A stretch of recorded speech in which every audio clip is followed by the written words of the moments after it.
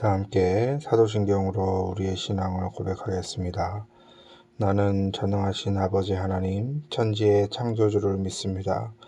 나는 그의 유일하신 아들, 우리 주 예수 그리스도를 믿습니다. 그는 성령으로 잉태되어 동정녀 마리아에게서 나시고 본디오 빌라도에게 고난을 받아 십자가에 못 박혀 죽으시고 장사된 지 사흘 만에 죽은 자 가운데서 다시 살아나셨으며 하늘에 오르시어 전능하신 아버지 하나님 우편에 앉아 계시다가 거기로부터 살아있는 자와 죽은 자를 심판하러 오십니다.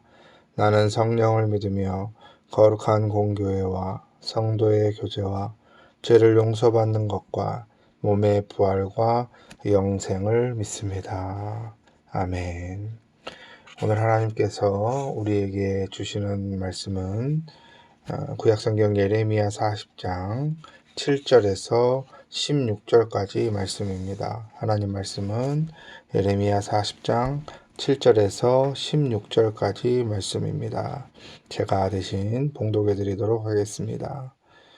들에 있는 모든 지휘관과 그 부하들이 바벨론의 왕이 아이감의 아들 그다랴에게 그 땅을 맡기고 남녀와 유아와 바벨론으로 잡혀가지 아니한 빈민을 그에게 위임하였다 함을 듣고 그들 곧 느다냐의 아들 이스마엘과 가레아의 두 아들 요하난과 요나단과 단후메스의 아들 스라야와 느도바 사람 에베의 아들들과 마아가 사람의 아들 여사냐와 그들의 사람들이 미스바로 가서 그다랴에게 이르니 사반의 손자 아이감의 아들 그다랴가 그들과 그들의 사람들에게 맹세하며 이르되 너희는 갈대아 사람을 섬기기를 두려워하지 말고 이 땅에 살면서 바벨론의 왕을 섬기라. 그리하면 너희에게 유익하리라.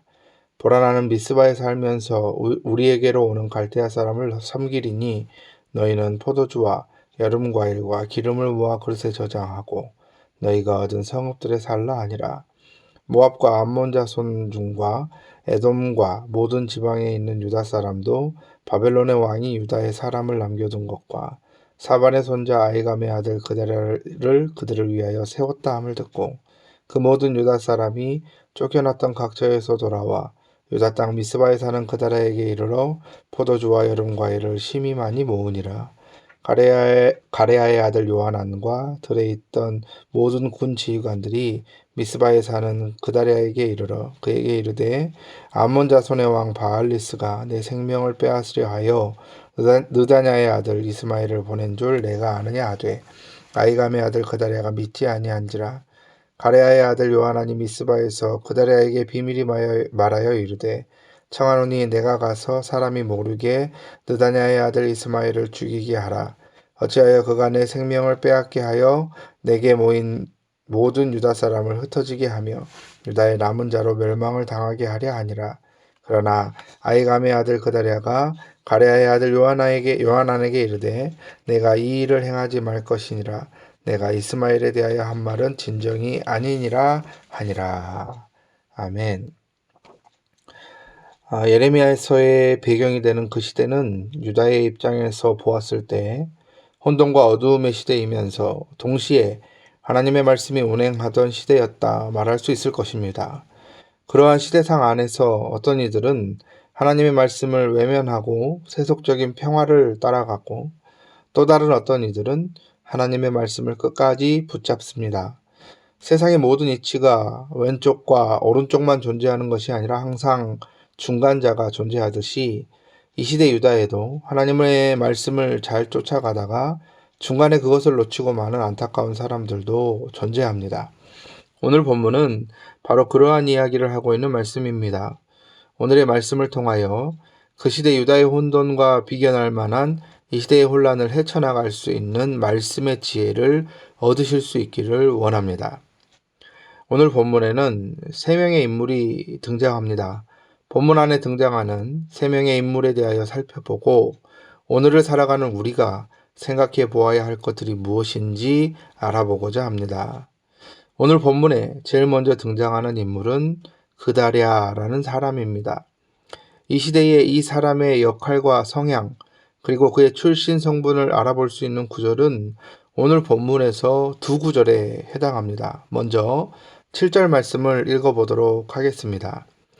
들에 있는 모든 지휘관과 그 부하들이 바벨론의 왕이 아이감의 아들 그다랴에게 그 땅을 맡기고 남녀와 유아와 바벨론으로 잡혀가지 아니한 빈민을 그에게 위임하였다 함을 듣고 라고 쓰여집니다. 그다랴는 바벨론 왕으로부터 유다에서 포로로 끌려가지 않고 남은 자들을 총괄하는 임무를 부여받게 됩니다. 그는 한마디로 남겨진 자들의 총독이라는 임무를 부여받았던 사람인 것입니다. 남겨진 자들의 총독으로서 그가 어떤 식으로 어떤 일을 했는지 오늘 본문에 설명이 되어 있는데 9절 말씀을 읽어보시면 사반의 손자 아이감의 아들 그다랴가 그들과 함께 그들의 사람들에게 맹세하여 이르되 너희는 갈대아 사람을 섬기기를 두려워하지 말고 이 땅에 살면서 바벨론 왕을 섬기라. 그리하면 너희에게 유익하리라 라고 씁니다. 먼저 그다랴는 갈대아인 즉 바벨론의 왕을 섬길 것을 촉구합니다. 하나님께서 예레미야를 통하여 유다에게 전하셨던 말씀이 바벨론을 섬기고 항복하라는 것이라 보았을 때 그다랴의 방향성은 예레미야의 그것과 같은 것이었음을 알 수 있습니다. 즉 그다랴는 예레미야에게서 전해지는 예언의 말씀들이 하나님의 음성임을 믿었고 그것이 하나님의 뜻임을 알고 있었기에 백성들을 향하여서 바벨론 왕을 섬기라 라고 외치고 있는 것입니다. 망해가는 나라에서 자국민들에게 자신들을 침략해온 이방 나라의 왕을 섬기라고 외치는 것은 누가 보아도 나라를 배신하는 앞잡이의 행동이라 여길 수 있습니다. 그러나 그것이 하나님의 참된 뜻임을 알고 있었기에 그는 주저하지 않습니다. 이 부분을 보면서 그다랴라는 이 사람이 얼마나 충성되게 하나님의 뜻을 청종하고 따르는 사람이었는지를 알 수 있습니다. 그는 세상과 맞서 하나님의 뜻을 이루어내는 거침없는 용기를 가진 사람이었으며 자신이 믿는 바 하나님의 음성에 순종할 줄 아는 심지 굳은 믿음을 가진 사람이었음에 분명합니다. 또한 오늘 본문 11절과 12절 말씀을 통하여 그다랴가 총독으로서 어떤 일을 하였는지를 짐작할 수 있는데 11절과 12절 말씀을 함께 읽으시면 모압과 암몬 자손 중과 에돔과 모든 지방에 있는 유다 사람도 바벨론의 왕이 유다에 사람을 남겨둔 것과 사반의 손자 아이감의 아들 그다랴를 그들을 위하여 세웠다 함을 듣고 그 모든 유다 사람이 쫓겨났던 각처에서 돌아와 유다 땅 미스바에 사는 그다랴에게 이르러 포도주와 여름 과일을 심히 많이 모으니라. 아멘. 유다 땅에 남은 백성들이 있었다는 사실과 그다랴가 그들의 총독으로 세워졌다는 소식을 듣고 다른 여러 이방 나라들로 피난 갔던 백성들이 다시금 모여들기 시작합니다. 12절 말씀은 그들이 모여들어 포도주와 여름 과일을 심히 많이 모았노라고 기록하고 있습니다. 이 말씀에서 말하는 포도주와 여름 과일이란 단순히 술과 과일을 지칭하는 말이 아닐 것입니다. 남은 백성들의 소식을 듣고 흩어져 살던 백성들이 모여들었고 그들을 잘 수습하여 어느 정도 분위기를 정돈시켰기 때문에 유다 땅에 잠시간의 물질적 회복이 이루어졌음을 비유로 설명하고 있는 것입니다. 말씀을 통하여 보여지는 바와 같이 그다랴는 유다의 총독으로서 남은 자들을 잘 수습하고 어수선했던 분위기를 다잡아 백성들이 다시금 살아갈 수 있는 좋은 기반을 만들었다고 평가할 수 있는 것입니다.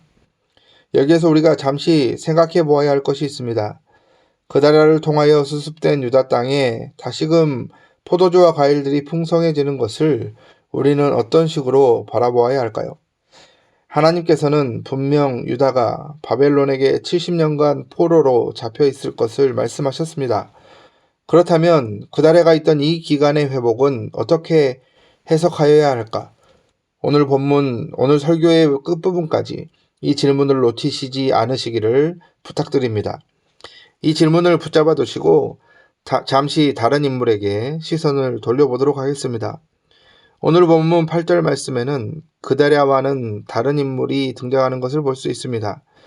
예레미야 40장 8절, 오늘 본문 8절 말씀을 보시면 그들 곧 느다냐의 아들 이스마엘과 가레야의 아들 두 아들 요하난과 요나단과 다누메스의 아들 스레야와 느도바 사람 에베의 아들들과 마아가 사람의 아들 여사냐와 그들의 사람들이 미스바로 가서 그다랴에게 이르니 라고 씁니다. 남은 백성들과 그다랴의 소식을 듣고 한 무리의 사람들이 그다랴를 찾아옵니다. 이스마엘과 여러 사람들이 바로 그 사람들입니다. 그런데 여기서 이스마엘이라는 사람이 어떤 사람이었는가를 13절과 14절 말씀을 통하여 짐작해 볼 수 있는데 13절과 14절 말씀을 보시면 가레야의 아들 요하난과 들에 있던 모든 군 지휘관들이 미스바에 사는 그다랴에게 이르러 그에게 이르되 암몬 자손의 왕 바알리스가 내 생명을 빼앗으려 하여 느다냐의 아들 이스마엘을 보낸 줄 내가 아느냐 하되 아이감의 아들 그다랴가 믿지 아니한지라. 아멘. 이스마엘과 함께 온 요하난이라는 사람이 그다랴에게 귀뜸하기를 이스마엘은 암몬의 왕 바알리스가 너를 죽이기 위하여 보낸 것이다 라고 말합니다. 이 말로부터 유추할 수 있듯이 이스마엘은 그다랴와는 정반대의 입장을 취하던 사람이었습니다. 그러니까 그다랴를 죽이려고 했겠지요. 바벨론 왕을 섬기라 라고 권면하였던 그다랴와 반대 입장에 있는 사람이라면 당연히 이스라엘 민족의 독립과 저항을 원하였던 민족주의자였다고 말할 수 있을 것입니다. 여러 주석들을 좀 찾아보면 오늘 본문에 나오는 이스마엘은 왕가의 일원이었다고 합니다. 유다 왕족의 일원이었다고 합니다. 다시 말해 이스마엘은 유다 왕족의 일원으로서 철저한 민족주의를 고수하던 사람이었습니다. 그런 사람이었으니 바벨론 왕을 섬기라 라고 하는 권면을 도저히 소화할 수 없었던 것이 당연해 보입니다. 유다 민족을 향한 하나님의 생각이 바벨론에 의한 멸망이었다고 생각해 보았을 때 이스마엘이 취하고 있었던 민족주의 노선은 결코 하나님의 뜻에 맞는 것이 아니었습니다. 물론 이스마엘과 그 주위에 있었던 사람들은 누가 보아도 나라를 위하는 사람들이었을 것이고 변치 않는 애국심을 지켜내는 충성스러운 사람들로 보였을 것입니다. 그러나 하나님의 편에서도 그랬을까요? 오히려 하나님의 편에서 이스마엘은 하나님의 명령을 정면으로 거역하는 사람이었을 것입니다. 오늘 본문에 등장하는 두 번째 인물 이스마엘을 보면서 우리는 우리 자신에게 이런 질문을 던져보아야 할 것입니다. 이스마엘은 과연 신념을 지키는 사람이었는가 아니면 신앙을 지키는 사람이었는가? 이 질문을 던지신 후에 그 질문 그대로 그 질문에 나 자신을 대입하여 다시 한번 질문해 보실 수 있어야 합니다. 나는 과연 신념에 찬 사람인가 아니면 신앙에 충만한 사람인가? 암살의 위험에도 불구하고 그 사실을 기뜸해 줄 수 있었던 요하난이 있었다는 사실은 그다랴에게 있어서 너무나 다행인 일이었음에 분명합니다. 어쩌면 그것은 하나님께서 주신 기회였는지도 모릅니다. 그러나 본문 14절 말씀을 보시면 아시겠지만 그다랴는 요하난의 귀뜸을 믿지 않습니다. 심지어 그다랴는 몰래 가서 이스마엘을 죽이고 오겠다는 요하난의 요청조차도 거절하고 있습니다.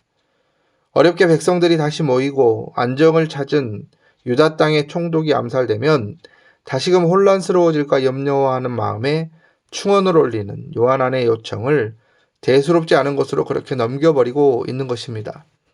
한마디로 그다랴는 무감각해진 마음으로 방심하고 있었던 것입니다. 그렇다면 그다랴는 왜 그렇게 방심하고 있었을까? 이쯤에서 우리는 아까 서두에서 묵혀두었던 질문을 다시 꺼내보아야 합니다. 유다의 남은 백성들이 모였고 그다랴가 총독이 된 그 상황에서 유다 땅에는 잠시간의 회복이 임하게 됩니다. 여름 과일과 포도주가 모아들여질 만큼 경제적으로 어느 정도의 회복이 보여지는 그런 기간이었던 것이지요. 그렇다면 바벨론에서 70년간 포로 생활을 해야 한다고 말씀하셨던 하나님의 예언과 다르게 이렇게 회복되는 것들을 우리는 과연 어떻게 받아들여야 할까 고민해 보아야 합니다. 우리도 신앙생활을 하다 보면 많은 어려움에 봉착하게 됩니다.